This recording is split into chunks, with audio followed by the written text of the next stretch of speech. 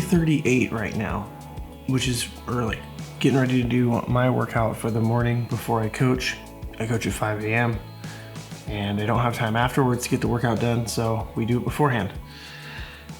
And just trying to do the first things first. Wanted to make sure I read this morning, drink some coffee. And this morning, just really quick, I read from Hebrews 10. Let us hold tightly without wavering to the hope we affirm, for God can be trusted to keep his promise.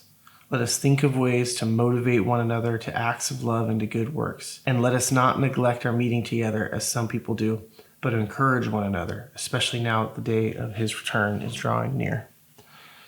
That first verse there, let us hold tightly without wavering to the hope we affirm, for God can be trusted to keep his promise. A promise is only as good as the person who makes it. We all know someone who makes multiple promises and then never follows through. And so their promises mean nothing. This says that we can hold tightly without wavering to this hope we affirm, for God can be trusted to keep his promise. And if a promise is only as good as the person who keeps it, then I'll say that we can hold on to his promises because he's not going to let us down.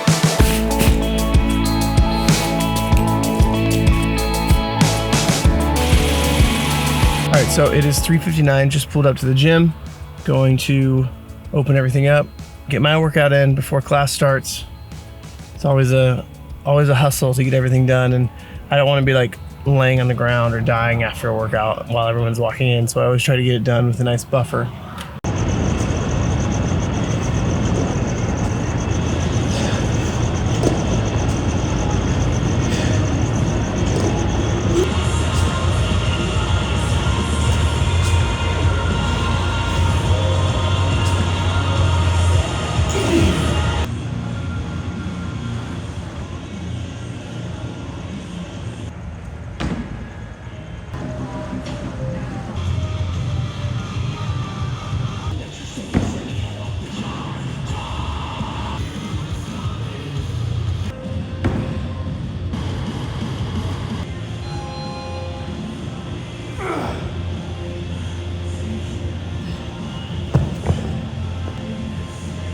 That sucked. That was not my workout. We got it done.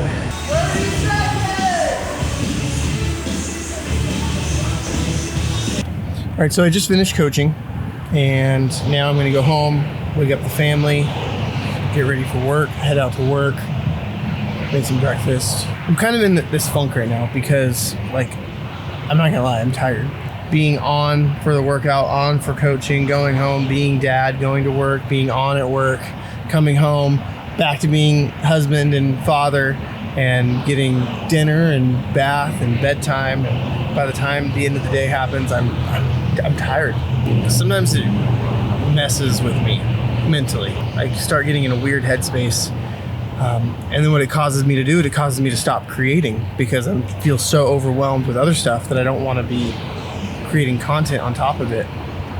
But I've got this like vision, I've got this goal. I believe what can happen through the power of YouTube and the power of social media, and creating a life for my family and for myself that we don't have right now. The only way out is through. I need to keep showing up. I need to keep showing up for this channel. I need to keep showing up for myself. I need to keep showing up for my family. And even when it's hard, and even when I don't want to, those are the moments that I need to definitely dig in. Because sitting at home, scrolling YouTube, doom scrolling Instagram will do nothing to change my life, will do nothing to change the situation that I'm in.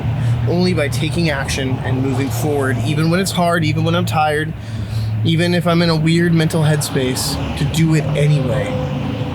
That's where I feel like a lot of people drop, is they lose motivation or they get discouraged. It's in those moments you have to persevere. It's in those moments you have to push through and realize that the only way out is through.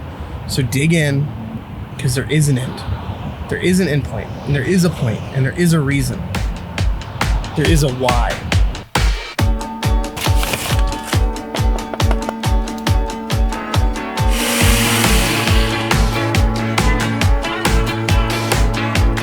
So this company called Dad Fuel reached out to me a couple weeks ago, And they're like, hey, we would love to send you some of our product for you to try out. It's good for busy dads, and we'd love for you to just try it out. And if you want to, you can make a video about it on Instagram.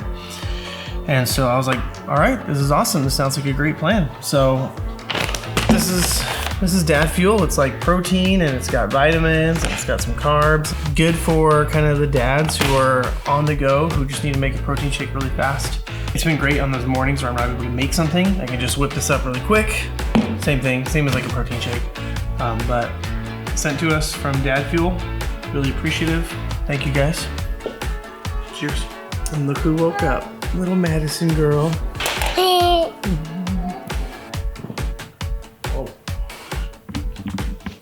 Daddy girl, you got some rumbles, girl. So I'm very aware this is a first world problem. But of all the things that my work requires, the thing I hate the most, okay, is wearing dress shoes. I just hate them. I think they look ugly, and I think it's the junior high, Sum 41, Good Charlotte, punk rock in me that feels this way.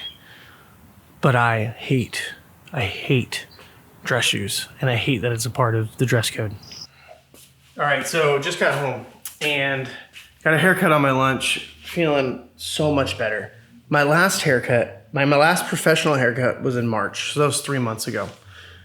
The last time I cut my hair, I cut myself, and it was not good. It was not good. And I tried to tell myself it was good. And my barber mentioned, he was like, hey, I saw on Instagram your hair, dude. Like, we gotta talk about your hair. So finally got a haircut, got that on my lunch. And there's no greater feeling than coming home, getting into your gym, your comfy clothes, and just being done for the day. But I'm kind of torn on what my training should look like, because for a while I was working out in my garage and then I was running, and that was kind of the two things I did. I was trying to do about 3 to 4 strength sessions and then maybe like 2 to 3 run sessions. Ever since we took ownership of the gym, I wanted to make sure that I was doing CrossFit, right? I still was doing CrossFit, but I wanted to make sure I was more intentional about being there and being at the gym. So that has taken over my strength days, my strength garage days. Monday, Wednesday, Friday, I'm doing CrossFit. Tuesday, Thursday, Saturday, I'm running. And sometimes I'll do an extra session on Saturday of CrossFit. I feel this tension because I feel like I should be at the gym more. I should be working out there as well. So I work out by myself at 4 a.m. and then I coach class at 5 a.m. I could technically work with the class at 5 a.m. on Tuesdays and Thursdays, but that means I can't run unless I just run on Saturdays. But is that enough? If I start building up miles on Saturdays and I make Saturday a 10-mile run, an 11-mile run, whatever, is that enough to get all the benefits of running? Or do I need to be doing that more? And I really am liking this like hybrid type of training, and I know it's what everyone's talking about and what everyone's doing. And CrossFit is great. CrossFit, I think, is the true hybrid. But what CrossFit can't do is like an hour-and-a-half run. You can't technically fit that in class, or 2-hour run or whatever. So it's like, is CrossFit 5 times a week enough with a weekly long run? What are you doing? Do you have something that's similar? Are you just doing strict strength work and then running? Are you combining CrossFit with that? What are you doing? I want to know.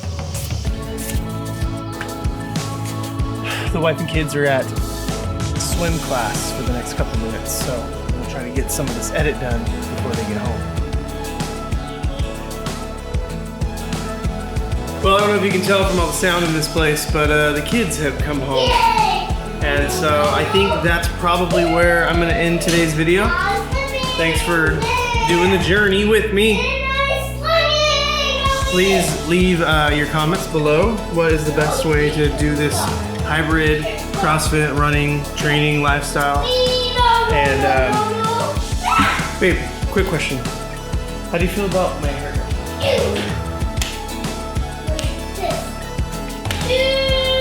I got the thumbs up. See, we're fine. We're fine.